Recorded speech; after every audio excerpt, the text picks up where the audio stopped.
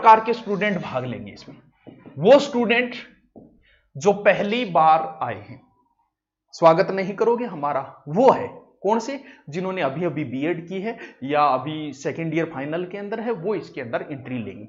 एक प्रकार ये है। फिर एक तीसरा प्रकार के स्टूडेंट है। तीसरे प्रकार के स्टूडेंट वो भाग लेंगे जो कौन से हैं, जो पिछली बार 5 या 10 नंबरों से रह गई थी। और एक बीच की कैटेगरी भी भाग लेगी जो पिछली बार 5 या 10% से रह गई थी। क्या तीनों के लिए एक ही रूल फॉलो होगा? क्या तीनों को एक ही समय सारणी बताई जाएगी? क्या तीनों को किताबें पढ़ने का तरीका एक ही बताया जाएगा? कैसे बताया जाएगा? स्टूडेंट ही 3 प्रकार के हैं लगभग। टोटल अगर माने रीट में मान लेते हैं हम कि 10 लाख स्टूडेंट है, 10 लाख में से 3 लाख तो एकदम निष्क्रिय, उन्हें कोई मतलब नहीं है, बस उन्होंने बीएड कर ली। जैसे मृत्यु के बाद में 12 करते हैं एक प्रोसेस के तहत, तो उन्होंने कर ली कि बीए के बाद बीएड होती होगी, तो उन्हें तो इस चीज से कोई मतलब नहीं है। बाकी बच्चे हैं उनकी प्रोसेस है ये। यानी 3 प्रकार के स्टूडेंट भाग ले। अब आपको पता है कि आप इस प्रकार में हो या इस प्रकार में हो या फिर इस प्रकार के अंदर, वो आपको पता है कि बहुत सारे पहली बार जो भाग ले रहे हैं उनको क्या करना है, इनको क्या करना है और इनको क्या करना है। आराम से समझो। देखो अब आप जान गए कि मैं इस प्रकार में हूं गुरुजी, कि मैं पिछली बार। अब ये वो लोग हैं जो मैं मान के चलता हूं कि अब की बार मास्टर जी बन जाएगा। कब नहीं बनेंगे? अगर इन्हें ज्यादा ही और कॉन्फिडेंस अगर हो गया, इन्हें अहंकार हो गया। लेकिन मुझे नहीं लगता कि इनको अहंकार, क्यों? क्योंकि ये पिछली बार अगर 5 या 10 नंबरों से अगर रहे हैं, ये वो लोग हैं जो पिछली बार रिजल्ट आया तब रोए होंगे। ये वो लोग हैं जो पिछली बार जब रिजल्ट आया तब उनको नींद नहीं आई होगी। ये वो लोग हैं जिन्होंने 2 दिन तक खाना नहीं खाया होगा जब पिछली बार रिजल्ट आया। क्यों? क्योंकि ये एकदम नजदीक जाके रुके हैं। और जो नजदीक जाके 10-15% से रह जाए उसके कोई अफसोस नहीं होता, कोई बात नहीं, लेकिन इन लोगों के बहुत अफसोस हुआ है। तो जाहिर सी बात है कि मानते हैं कि ये अगर अपनी एनर्जी रखी, मास्टर एक ऐसी नौकरी है, पुलिस पटवार सब में जल्दी लग जाते हैं, लेकिन ये एक ऐसी नौकरी है, बाढ़ उड़ जाते हैं, यहां से ऐसे सफेद हो जाते हैं, उसके बाद लगते हैं, इन्हें कोई खुशी नहीं होगी। ये जाहिर सी बात है। मास्टर लगता है आदमी 30-35 पे ये हो गए होंगे, तो इन्हें कोई ज्यादा खुशी नहीं होती, बस ठीक है लाग गया, ठीक है ये है। लेकिन फिर भी ये लोग अपना कॉन्फिडेंस डाउन न करें। आप पिछली बार 5-10 नंबरों से रहे हो, अब की बार आपका होगा, बस आप थोड़ा सा काम कर लो जो मैं बता रहा हूं। क्योंकि आपको ये जो कर रहे हैं वो काम आपको नहीं करना है, जो इनको रूल बता रहे हैं वो आपके ऊपर लागू नहीं होते।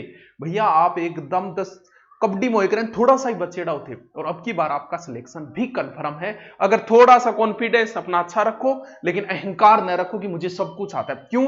क्योंकि इनमें सबसे बड़ी प्रॉब्लम तो यह है कि मुझे सब कुछ आता है, मैं पढ़ूं के, ये सबसे बड़ी प्रॉब्लम है। के पढ़ो यार, ओ आवे वो आवे ओ आवे, ये अहंकार नहीं लाना है।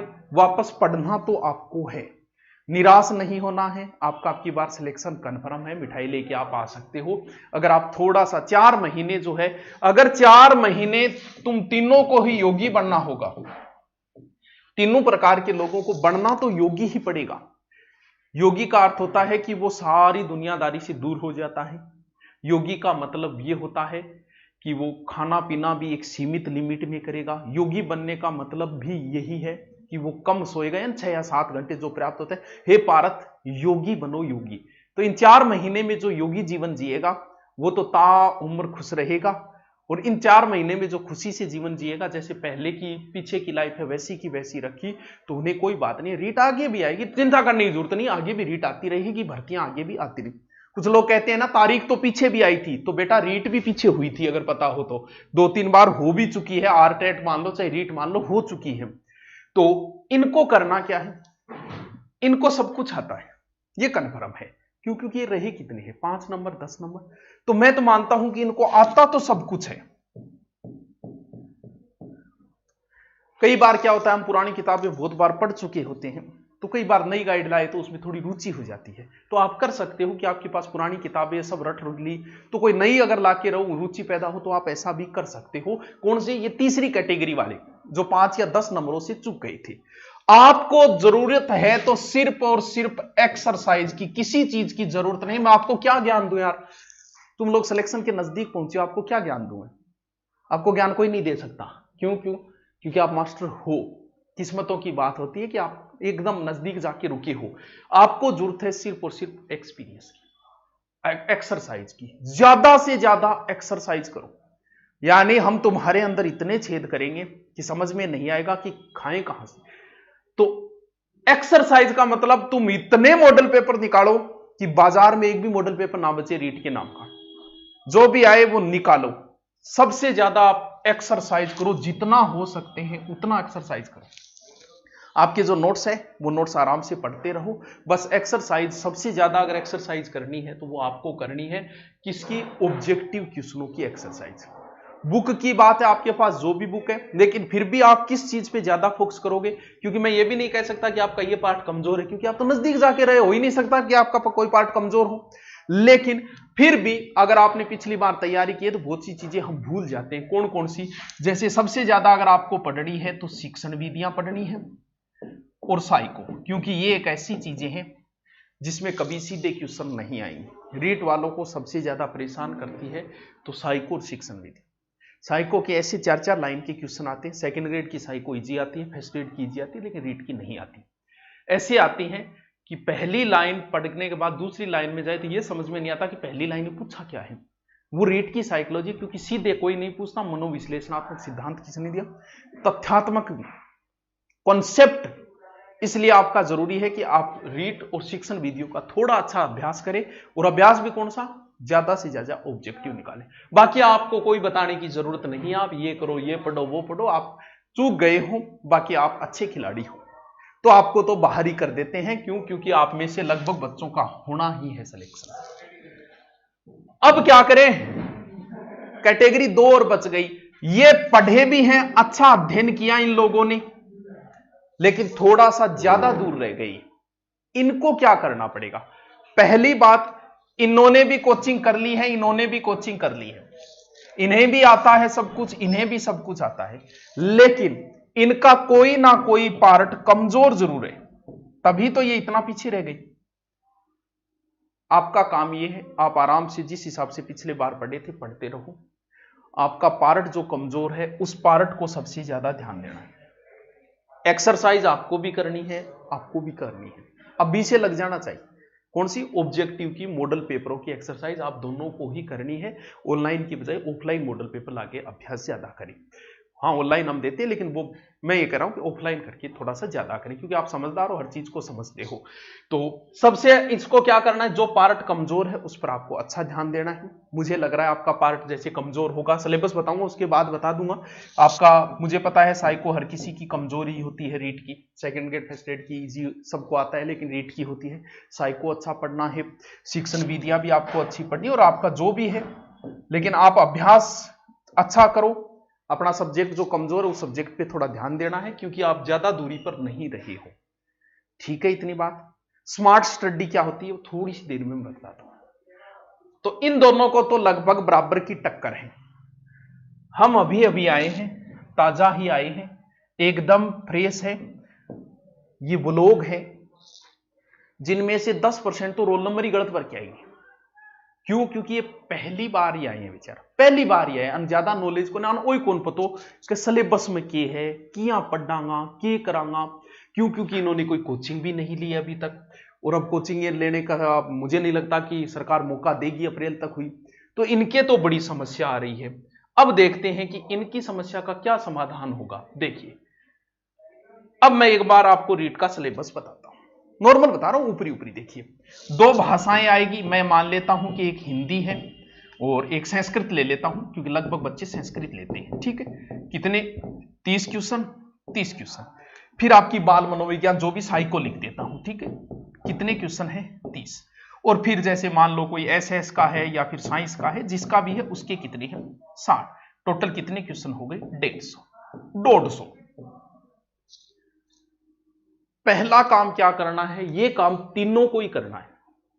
आपका जो भी सिलेबस है आपके सामने होना चाहिए।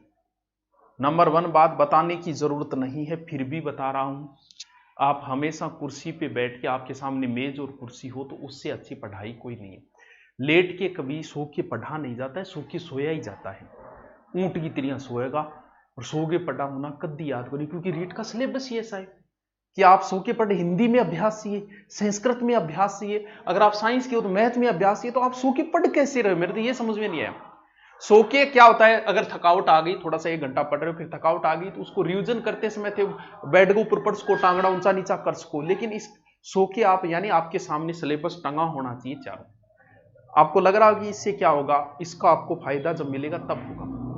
आप करो, मेरे कहने पे एक बार कर लेना, सिलेबस एक बार चिपका लेना, आपका जो भी सब्जेक्ट का सिलेबस है वो एक बार चिपका लेना, आप जहां बैठ के पढ़ाई करो। बस इतना सा कहना मान लो, था सोगल आ गई, ठीक है। इतो काम करिए, इसका आपको अनुभव आपको पता चलेगा लास्ट महीने की, हाँ इस सिलेबस से मुझे क्या फायदा हो, जो मेरे सामने हमेशा रहता था। पढ़ते समय भले तीनों ही हो, तीनों के लिए ये रूल लागू होगा, पढ़ते समय आपके पेन हमेशा ही पास में होना चाहिए। ये नहीं कि आप बिना पेन ही पढ़ रहे हो, भले आप किताब पढ़ रहे हो, नोट्स नए बना रहे हो, तो भी आपके पास पेन होना चाहिए, ताकि आपको पता तो चले आप कहां हो, क्या पढ़े। यानी पेन हमेशा आपके पास होना चाहिए। और जो व्यक्ति लिख लिख के पढ़ता है उसे यह पता, क्योंकि अगर आप लंबे समय तक पढ़ रहे हो तो एक बार दिमाग ऐसा कहेगा कि तेरी याद ही नहीं हो रहा। तो अगर लिख लिख के पढ़ते हो, लिखना कैसे है, रफली नोट्स बनाते हो, बहुत अच्छी बात है। नोट्स कैसे बनाने वो भी मैं वीडियो डाल रखा है, देख लेना, उस चैनल पे है। लेकिन लिखते में कैसे पढ़ना है, रफली। काम की चीजें एक किताब के अंदर, काम की चीजें एक पेज के अंदर मुश्किल से 50 लाइन है, तो उसमें काम की लाइनें होती है 15, बाकी सिर्फ कनेक्टिंग वर्ड होते हैं। भले किसी की पढ़ो, जैसे हम महाराणा प्रताप को पढ़ रहे हो, बाकी सारे कनेक्टिंग वर्ड है कि महाराणा प्रताप के पिता का नाम महाराणा उदय सिंह था, ये कनेक्टिंग वर्ड है, या काम का वर्ड उदय सिंह है। तो फिर कैसे बनाना, हेडिंग डाली। अगर आप रफली कर रहे हो, नोट्स बनाना है तो अलग है। मान लो आप रफली कर रहे हो, रफली में आपको क्या लिखना है, सिर्फ उदय सिंह लिखना है, रफली चल रहा है, ऐसे ही पढ़ना है। अब के बाद उदय सिंह लिख दिया। महाराणा प्रताप का जन्म 9 मई 1540 से कुंभलगढ़ दुर्ग में। या काम की बात कौन सी, बाकी सब कनेक्टिंग वर्ड है। काम की बात है 9 मई 1540 कुंभलगढ़। महाराणा प्रताप का राज्याभिषेक गोगुंदा में 1572 में हो। काम का वर्ड कौन सा है, गोगुंदा, 1572। मान लो आपने सारे चैप्टर लिख लिए, आपने ये वर्ड छोटे छोटे छोटे एक पेज के अंदर लिख लिए। अब इसको रिपीट कैसे मारना है ये समझो। उदय सिंह, ये क्या था, महाराणा प्रताप के पिता, क्योंकि आपने सिर्फ उदय सिंह लिख रखा है। 9 मई 1540 में क्यों, महाराणा प्रताप को जन्म। कुंभलगढ़ क्यों, कुंभलगढ़ दुर्ग में। गोगुंदा में क्या चीज ही, यानी ये है रिपीट मारने का, ना कि आप पूरी किताब को रिपीट मारोगे। यानी बाकी कनेक्टिंग वर्ड है उनका कोई औचित्य नहीं होता है। तो इस तरीके से साइड में लिखते हुए पढ़े, बहुत ही ज्यादा फायदा होगा आपको। रिपीट मारे तो वापस उस किताब को रिपीट नहीं मारना है। भले आप नोट्स पढ़ रहे तो भी यही फॉर्मूला काम में लेना है, आपका टाइम बचत बहुत ज्यादा होगा। ये तीनों को ही अपनाना है, ठीक है। ये सिलेबस मैंने बताया। अब स्मार्ट स्टडी, ये स्टडी सिर्फ इन दो पे लागू है।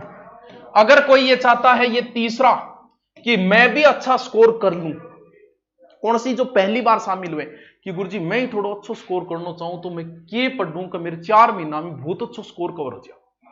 देखो क्या करना है। हिंदी के 30 में से 15 नंबर की शिक्षण विधि है, दूसरी भाषा की 15 नंबर की शिक्षण विधियां, और इनमें भी शिक्षण विधियां हैं। यानी अगर मान लो आप संस्कृत नहीं पढ़ते पूरी की पूरी, मान लेते हैं एक बार, लेकिन फिर भी आप शिक्षण विधियां कवर कर लेते हो, तो भी आपके आधे नंबर तो आ गए। करना क्या है आपको, शिक्षण विधियों की अलग से एक किताब बनाओ, नोट्स बनाओ। क्यों, क्योंकि 70% शिक्षण विधियां सबकी सेम है, सिर्फ नाम और भाषा बदलती है। 70% शिक्षण विधियां सेम है।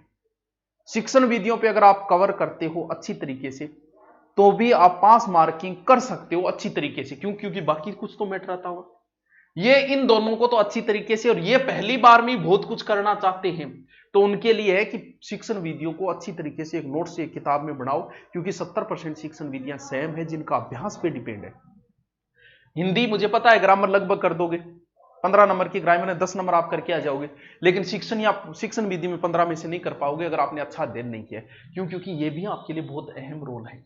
तो इन दोनों के लिए जरूरी है, तीनों के लिए जरूरी है, एक शिक्षण विधियां पे अच्छा अध्ययन करें, क्योंकि बहुत बड़ा पार्ट लेके बैठती है शिक्षण विधियां। यानी बहुत कुछ कर सकते हो आप इतनी चीजें पढ़ के भी। अब ग्रामर वगैरह का कितना का अभ्यास, कितना ही करते रहो, अभ्यास करना है उसमें। ठीक है, बात की मी समझ में आएगी। चलो देखो क्या क्या बताया मैंने।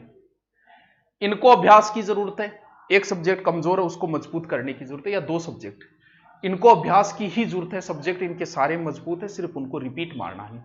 इन दोनों को शिक्षण विधि और साइको बहुत मजबूत करनी है अगर आगे निकलना है। क्यों? क्योंकि जो बंदा नया आएगा वो 4 महीने में साइको को जब तक समझेगा उतने में एग्जाम आ जाएगी। और ये वो लोग हैं जो उनसे आगे है वो आगे रहेंगे। क्यों? क्योंकि अगली रीट की भर्ती में ये इस लाइन में आएंगे। लेकिन मैं ये नहीं कहता कि इन लोगों का सिलेक्शन नहीं होगा, किस्मत का कुछ पता नहीं चलता, इनमें से भी होंगे। ऊपर वाले पे डिपेंड है, लाइन लगी हुई है। और मैं भी पीछे ही पीछे खड़ा था, ऊपर वाले ने कहा कि पीछे मुड़, तो मैं आगे आगे आ गया। तो ऊपर वाले पे डिपेंड है, कई बार जो पीछे खड़ा है ऊपर वाले ने बोल दिया तो वो भी आगे आ सकता है। तो इनको भी गहन अध्ययन की जरूरत है। इनके बराबर आने के लिए इसको दिन रात एक करने की जरूरत है, ना कि 3 घंटे 2 घंटे 4 घंटे, इतने से काम नहीं चलेगा। इनको सारे, अब बात आई कोचिंग, इनको कोचिंग की जरूरत है, लेकिन अब नहीं खुल रही वो बात अलग है। लेकिन क्यों? क्योंकि पुलिस में कोचिंग की जरूरत नहीं इतनी। क्यों? क्योंकि जीके रट सकता है, यहां भाषाएं लग रही है, साइको लग रही है।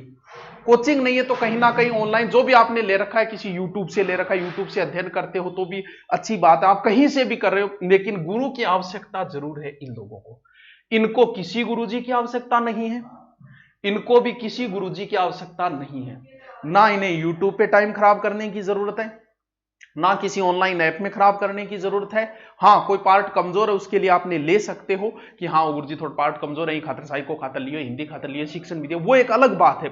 लेकिन जरूरत नहीं है इन लोगों को। इनको जरूरत है सिर्फ एक्सरसाइज और अपने सब्जेक्ट को वापस मजबूत बनाने की। इनके लिए सारी चीजें ही लागू होती है, क्योंकि पहली बार इन्होंने प्रवेश किया है। प्रवेश किया है तो भाई नई चीजों के लिए गुरु की आवश्यकता, क्योंकि आपकी भाषाएं लगती है जिसे आप घर पे पढ़ना मुश्किल काम है। घर पे आप खुद समझ के करोगे, एक गुरुजी समझाएंगे, उसमें समय की बचत होती है और कुछ नहीं। तो इनके लिए जरूर, अब क्या होता है आप अभी देखना, पता नहीं आईएएस का रिजल्ट आता है, एक बंदे को प्रेजेंट किया जाएगा, हिंदी माध्यम से भी इसने किया आईएएस क्लियर, एक आधो वह कोई भी भयंकर तरीके से प्रेजेंट किया जाएगा। फिर एक थारा सामने प्रेजेंट करी जाएगा, ये देखिए इनके पिताजी रिक्शा चलाते थे और ये आईएएस बन गई। जबकि आईएएस वगैरह के बच्चे आईएएस बनते हैं। कोई एक आधा उदाहरण मिल जाता है जिसे आपके सामने प्रेजेंट किया जाता है। सिलेक्शन सबसे ज्यादा किनका होगा? ज्यादा सिलेक्शन होने के चांस है इस थर्ड कैटेगरी की। ये कोचिंग करेंगे ही नहीं, भले कोचिंग खुल जाओ, ये नहीं करेंगे।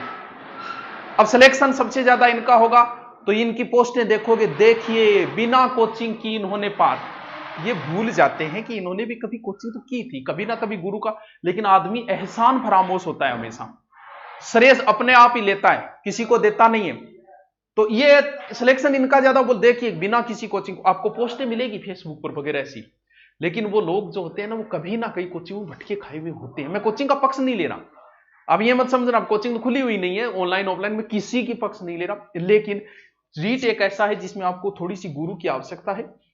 कोई स्थानीय गुरुजी या कोई यूट्यूब, आपने बहुत सारे यूट्यूब पे चैनल भाषाओं के बने हुए हैं, आपको थोड़े से वो कंसेप्ट समझ लो बस। इनको जरूरत है, इनको जरूरत नहीं है। इनको जरूरत पूरा पूरा 4 महीने पढ़ने की है और कोई काम नहीं है आपको।